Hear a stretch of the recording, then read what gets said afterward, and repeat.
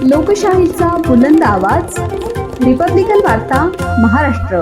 मेंढ्या व संसार वीरभद्रा पात्रात वाहून गेलेल्या महसूल विभागाकडून पंचनामा।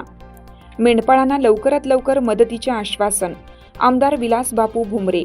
याबद्दल सविस्तर बातमी अशी आहे की पैठण तालुक्यात आणि संपूर्ण जिल्ह्यात व जिल्ह्याबाहेर शनिवारी मध्यरात्री आलेल्या अतिवृष्टी मुसळधार पावसामुळे झालेल्या पैठण तालुक्यातील रहाटगाव येथील 2 मेंढपाळ अंबादास खोलासे व मल्हारी डोईफोडे यांच्या शनिवारी मध्यरात्री अतिवृष्टी पावसामुळे अचानक पूर आल्याने 6 बकऱ्या, शेळीची पिल्ली 2, 19 मेंढ्या, 27 कोकरे, 1 बैल, 2 मोठे बछडे, संसार उपयोगी साहित्य व 2 मोबाईल हे अतिवृष्टीमुळे ओढ्याला पूर आल्याने गोदावरी नदीपात्रात वाहून गेले।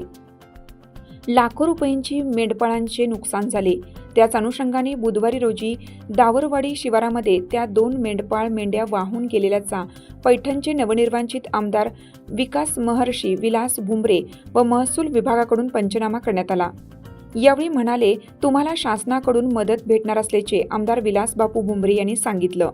त्यावेळी तहसीलदार ज्योती पवार यांनी सांगितलं की मेंढ्या वाहून गेलेल्या शासन मदत करणार, पण मोबाईल वगैरे याची काही शासनाकडून भेटू शकत नाही।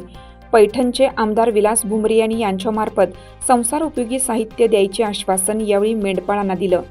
यावेळी उपस्थित महसूल विभागाचे तहसीलदार ज्योती पवार, नायब तहसीलदार राहुल बनसोडे, मंडळ अधिकारी सुनील वाघमारे, कृषी अधिकारी विकास पाटील, दावरवाडी तलाठी राम मस्के, नांदर तलाठी केंद्रे, सरपंच डी जाधव, उपसरपंच प्रशांत देशमुख, सरपंच अशोक फासाटे, चेअरमन राजेंद्र वाघमोडे, मिठू नननवरे, संतोष जबडे, गोपाल धारे, जिजा मिसाळ, विष्णू सोनमारे, रहाटगाव आणि दावरवाडी येथील शेतकरी बांधव, शिवसेना कार्यकर्ते याप्रसंगी उपस्थित होते।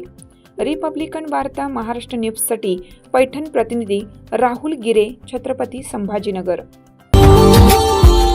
Subscribe now and press the bell icon. Never miss an update.